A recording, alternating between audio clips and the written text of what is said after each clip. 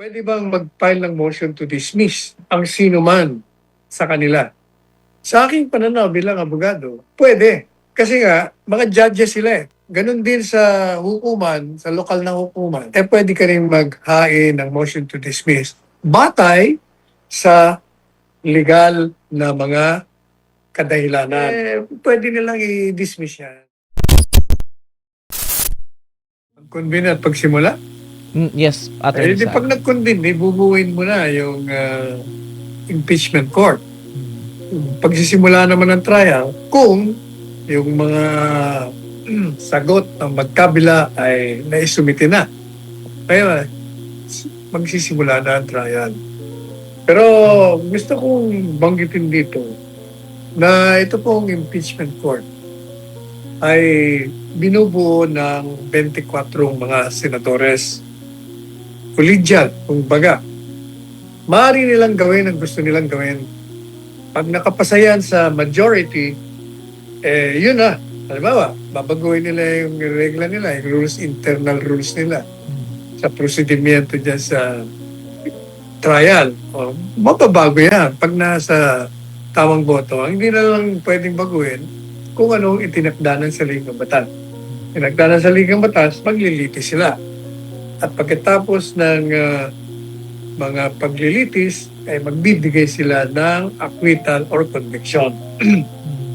Ang tanong ngayon dyan, kung po pwedeng ipadismiss, sa aking pananaw bilang abogado, pag merong nag-high ng motion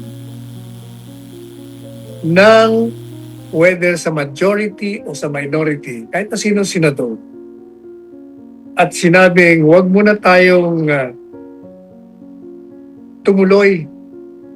Either huwag tayo muna mag-convene or having convene, huwag muna tayong tumuloy sa trial kasi meron pang nakabinbin na petisyon sa Korte Suprema na kine-question nila yung pagbubuo ng Articles of Incorporation dahil sa pananaw ng mga petitioner, nilabag nila ang saligang batas kaugnay sa pagsuri at pagkuha ng tinatawag na probable cause.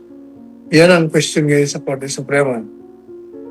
Kaya po pwede talagang huwag munang i-convene or huwag munang ituloy ang pag-release hanggat walang sinasabi ang Korte Suprema sapagkat pag ang Korte Suprema nagsabi na ang articles of impeachment ay hindi sumalang sa proseso sa loob ng tinatawag na due process, sigurado pareho nung nakaraang taon, papawalang bisa yan. At pag pinawalang bisa at sinumulan mo na yung paglilitis, sayang lang.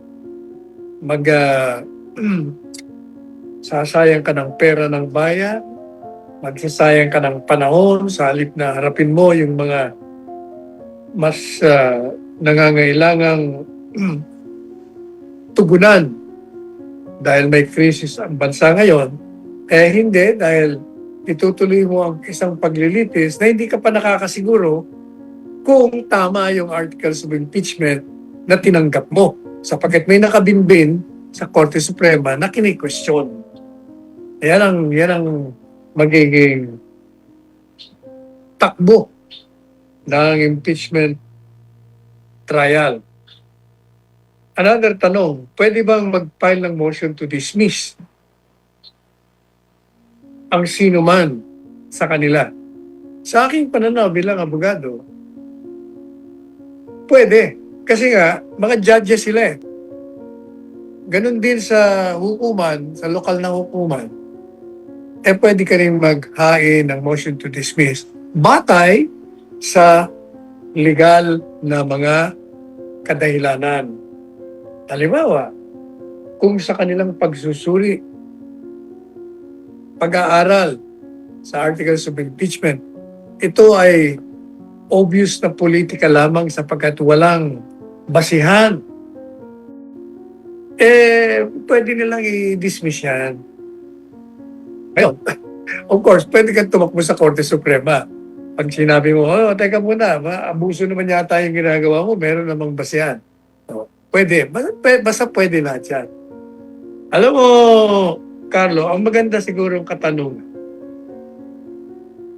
Dahil si Bato ay wala na sa Senado, hindi mo alam kung babalik pa ito o hindi. Meron ngayong pagkakataon ang minoriya, ang minority, na magpalit na naman ng liderato. Sapagkat tandaan nyo, si Bato, ang boto na nakapalit. Kasi 12 lang sila eh. Nung dumating si Bato, 13 o di majority na. Naging siyam na lang ang minority. Pwedeng bumaliktad yun. Kasi tandaan nyo, 2 ang nag-abstain na senador.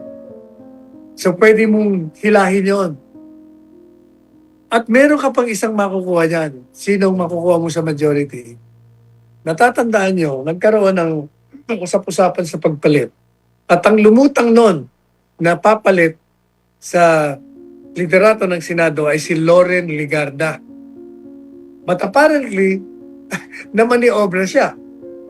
Na ni Aling Cayetano, kaya hindi niya akalain na si Alan pala ang lalabas na presidente ng Senado. Kaya siya ngayon, naging pro tempore na lang siya.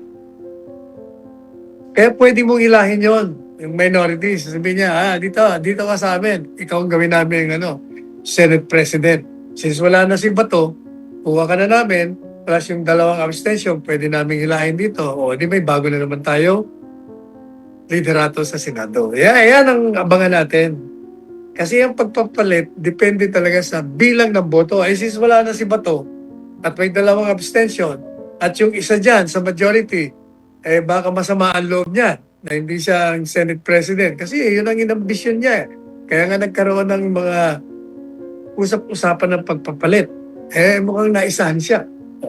Yan ang mas magandang abangan. Pero Attorney Sal, yun nga, inaasahan nga nila na si Senator Loren Legarda yung magiging Senate President. Pero nung nalaman nung kabila na doon nga siya pumanig sa majority, parang nagkaroon na din sila ng parang hindi magandang connection. So, makaka-apekto po pa kaya ito kung may mangyari. Ang mahalaga dyan sa kanila, sila majority. So, kung makukuha nila ang majority sa pamamagitan ni Loren Legarda at nung 2 senador na nag-abstention, di back to power na naman sila. Kaya yan, bilang lang naman ang pinag-uusapan dyan, numbers. Maraming salamat po, Attorney Sal. Samantala, sa iba namang issue, ito, mariing itinanggi ng Malacanang ang aligasyon ni Vice President Sara Duterte na may umano'y plano para palawigin yung termino ni Pangulong Ferdinand Marcos Jr. sa pamamagitan nga ng charter change. Sa isang pahayag, sinabi ni Palace Press Officer Claire Castro na walang basihan at walang sustansya yung mga paratang ng Vice Presidente. Nauna nang iginit ni VP Sara na ang mga kasalukuyang pangyayaring pampolitika, kabilang yung umano'y tangkang impeachment sa kanya, pagpapatupad ng mga arrest warrant ng ICC laban sa kanyang mga kaalyado at yung tumitinding tensyon sa politika ay bahagi ng mas malawak na plano para daw mapalawak yung or mapahina yung oposisyon. Inakusahan din ni VP Sara yung administrasyon ni PBBM na ginagamit umano yung mga rekurso ng pamahalaan upang maisulong ang mga tinatawag niyang demolition job na ani ay posibleng sundan ng pagbabago sa konstitusyon upang mapalawig yung kapangyarihan ng Pangulo. Tinukoy ni VP Sara yung naging panayam ni Pangulong Marcos Jr. sa Bloomberg kung saan nabanggit umano yung usapin ng charter change na para sa kanya ay indikasyon na hindi agad bababa sa pwesto ang Pangulo. Gayunpaman, iginit na Malacanang na maling impormasyon lamang ang mga pahayag ng Vice Presidente at nananatiling nakatuon ang administrasyon sa paglilingkod sa publiko. Sa mga issue ito, Attorney Sala, sa tingin niyo po ba ay posible talagang magkakaroon ng pagpapalawig sa kapangyarihan ng Pangulo ngayon? Hindi ba matagal ko nung sinabi sa programa natin na ang pinakalayunin ng paninira kay VP Sara, ang pagpapakulong kay Presidente Duterte, ang impeachment process na ginawa nila against VP Sara ay grounded doon sa pananatili nila sa kapangyarihan. Sapagkat yung dalawang yan ang sagabal. So kung yan ang layunin mo, to stay in power, lahat ng mga hakbangin na tungo sa tagumpay ng iyong layunin, gagawin mo. So ano yun? Yan, impeachment. Pag na-convict, hindi na po pwede. O, ano pa ang sabi ko? Pag natalo sila sa conviction, pwede naman silang magdeklara ng emergency at wala na munang halalan. No election. O, di kung walang eleksyon, di walang bagong presidente, o di siya mananatiling presidente. O, yung sinasabi ngayon na gusto nilang magbuo ng Constituent Assembly para palitan ang provisiones ng Saligang Batas kaugnay sa pananatili sa kapangyarihan, consistent pa rin yan doon sa layunin. Lahat gagawin nila. Now, whether or not they will succeed is another thing. Sapagkat ang taong bayan, alam na yon, nakaabang na ang taong bayan At pag triniger mo yan, may problema silang malaki dyan. Pati yung sandatang lakas na yan, yan nasa PNP. Lahat ng mga yan, nagpipigil lamang sa kanilang mga sarili pag hanggang makakapasensya pa sila, magpapasensya yan. Pero merong sukdulang tinatawag. Palaging merong hangganan ng pagpapasensya ng mga kalokohan, ng mga tiwaling opisyales at mga magnanakaw ng pera ng bayan. May hangganan yan. Maraming salamat po, Attorney Sal. Samantala sa iba pang balita, mas limitado umano ang posibleng kontrol ng ehekutibo sa civil suit na isinampa ni Attorney Mans Carpio laban sa mga nasa likod ng impeachment complaint ng sa kanyang asawang si Vice President Sara Duterte. Alamin natin sa report ni Daniela Paulite. Ayon kay Attorney Salvador Paulo Panelo Jr., dahil sa direktang inihain sa Davao City Regional Trial Court ang civil suit ni Attorney Mans Carpio, hindi na ito daraan sa proseso ng Department of Justice o Office of the Prosecutor. Katie Panelo, karapatan ni Carpio na magsampa ng kaso, lalo na kung naniniwala itong harassment ang mga alegasyong ibinabato laban sa kanya at kanyang